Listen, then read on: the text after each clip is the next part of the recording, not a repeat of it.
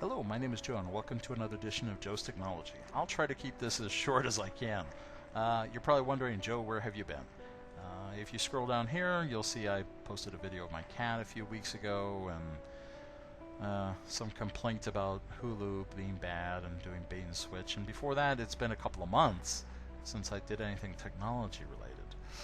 Sorry, guys. Well, here's the short version. Here on the playlists, you may have seen recently there was a video series about what I called the transcoding computer. If you didn't happen to see that series, the transcoding computer is a very inexpensive computer, about $260. And this shows start to finish, buying the computer, unboxing it, and assembling it. And this computer runs Linux Mint 17.1, and it has a very important job. It is a transcoder. Alright, what's transcoding? Well, it runs a program called Handbrake, which is free and available for Linux. And so I take raw video that I shoot on my computer and send it to this machine, and it compresses it and makes it into what's called H.264 video, which is what YouTube uses natively. So if you have H.264, you can upload it directly into YouTube and play those videos. In fact, most cell phone cameras, the notorious flip camera, and lots of others shoot in that format, natively, specifically so that they can go to YouTube. Alright, so the transcoding computer can make lots of videos.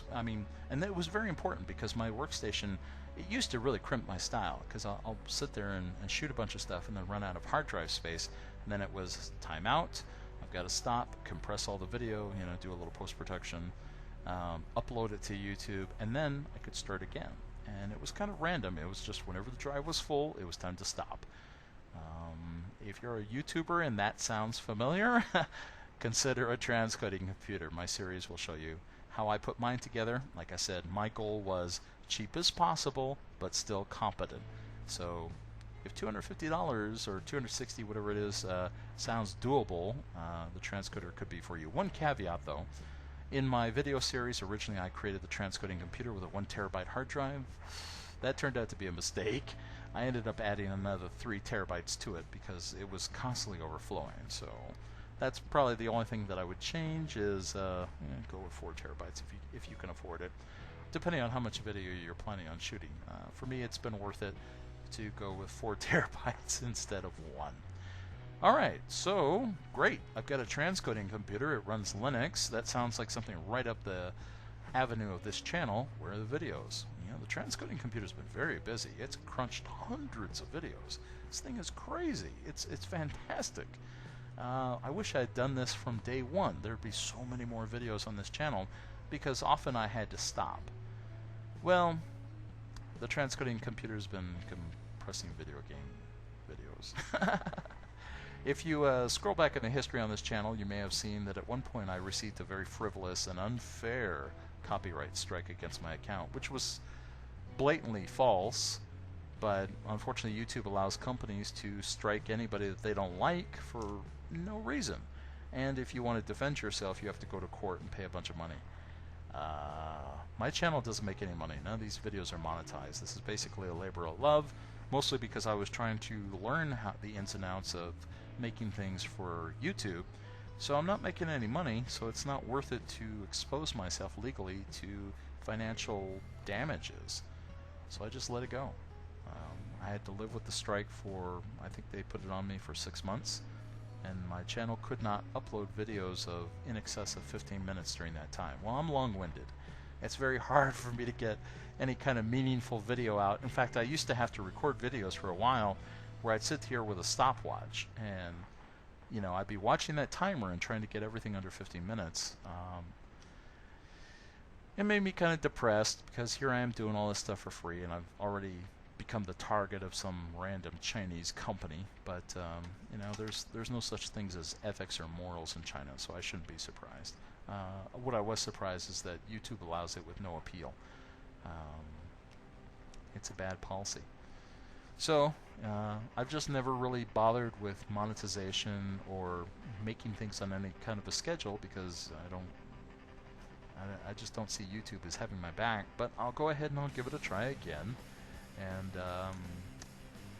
Well, anyways, I went off on a tangent and I started playing video games instead of doing technology stuff. People complain because the channel's about technology, and so they said, Joe, come on, I come here to learn about technology, and so I said, you know, for a New Year's resolution, no more video games on this channel, and so I created this one. This is what the transcoding computer has been doing the last 6 months, and what I've been doing with it. Here, let's go to videos. And notice the craziness. And these are not just little videos. Oh no, I'm long-winded, like I said. 43 minutes, 30 minutes, 34 minutes, an hour, 2 hours. Some of these are really going to be nutty videos. I'm amazed anybody watches this stuff. But they do. I'm surprised. I have viewers. It's amazing. So it just goes on and on and on. So the transcoding computer kicks ass. It does exactly what it was supposed to do, and it does it well. It sits in the corner and it compresses videos and then uploads them to YouTube, so my ISP can hate me 24 hours a day, even when I'm not home. And they do hate me. They keep cutting down my bandwidth, and I'm probably going to have to switch ISPs. That's why you see this video here. It says ISP suckage, as I sit in a restaurant using their big giant access point to upload videos. But that's a story for another video. Well, anyways, alright, so I've been busy with a Linux transcoding computer, making hundreds and hundreds of videos. Why do we care on the technology channel? The reason is that I looked at my channel statistics, and the most popular things on my technology channel are videos about Linux and videos about Microsoft Office. So I decided that they warrant their own channels.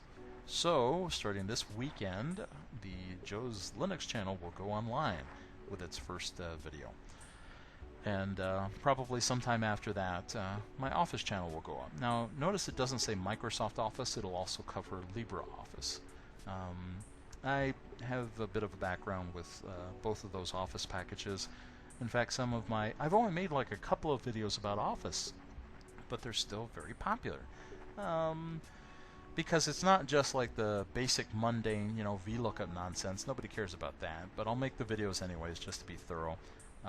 It's that I can demonstrate Visual Basic for applications programming, because I make applications. So we could go through all of that. And like I said, the biggest barrier is that I didn't have the space for all the recording. The transcoding computer changes all of that. So now I can just go bonkers, make tons and tons of videos. I tested it out by making tons and tons of video game videos. So proof of concept satisfied. Now it's time to go forward with more practical applications like Linux and Office.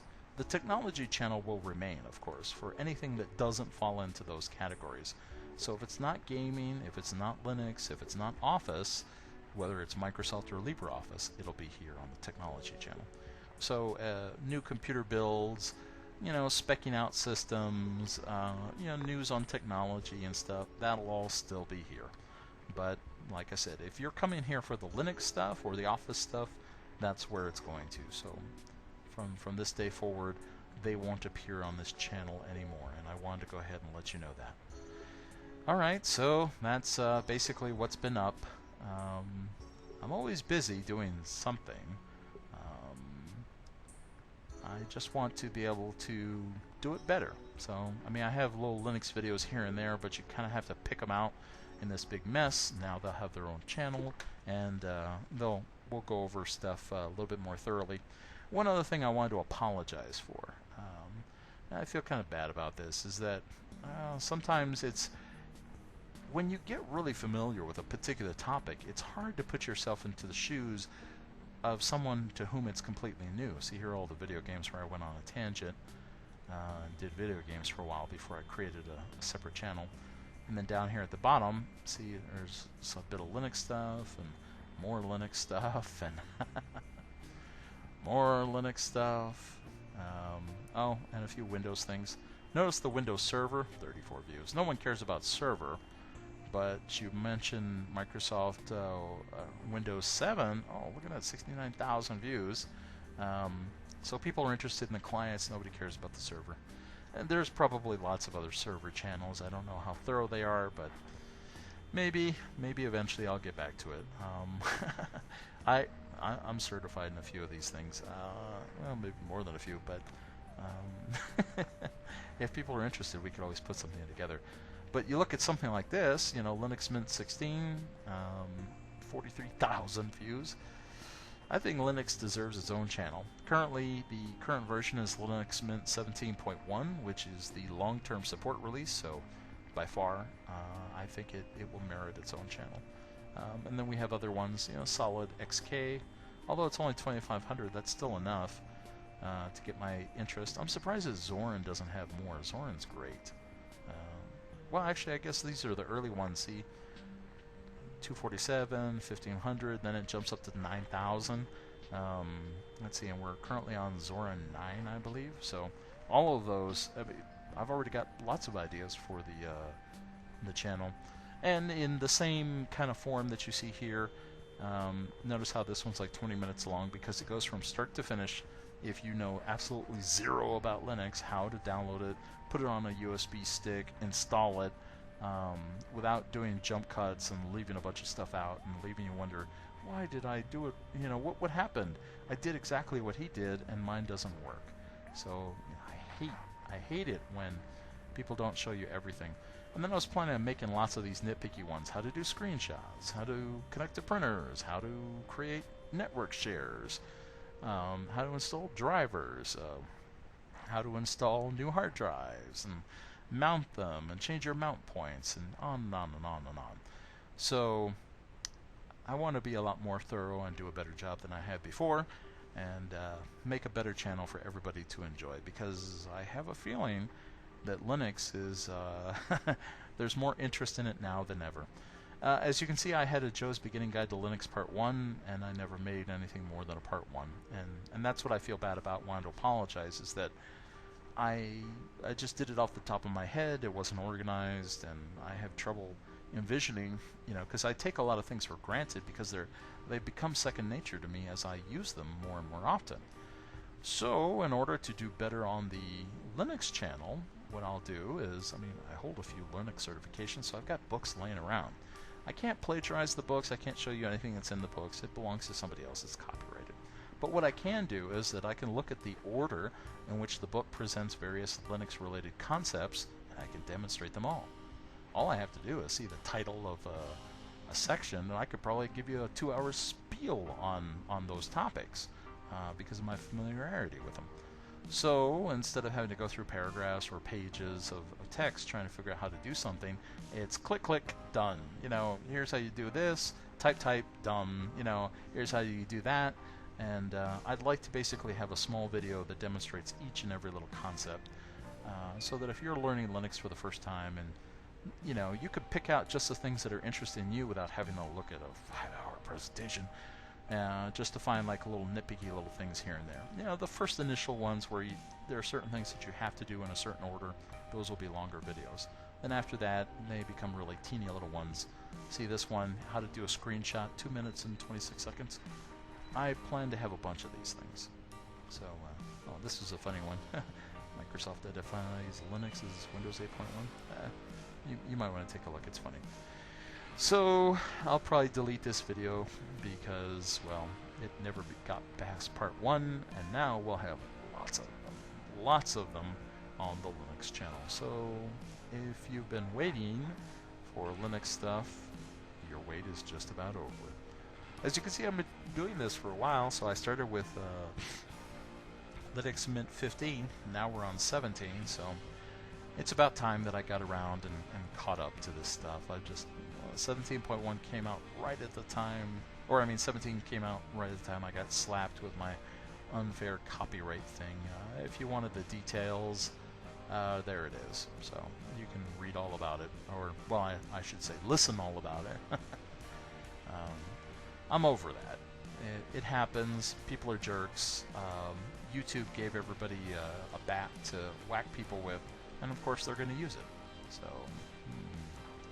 and you know what? It's probably going to happen again, because watch, somebody out there that sells Linux training is going to be pissed off because I plan to be very thorough on my channel. So who knows? It might happen again. But I'm going to make those videos anyways. Yeah. So Thanks for joining me. Sorry if I was long-winded. That's what's been happening with the channel, and I look forward to seeing you on my Linux and Office channels in the very near future. See you next time, and this has been another edition of Joe's Technology.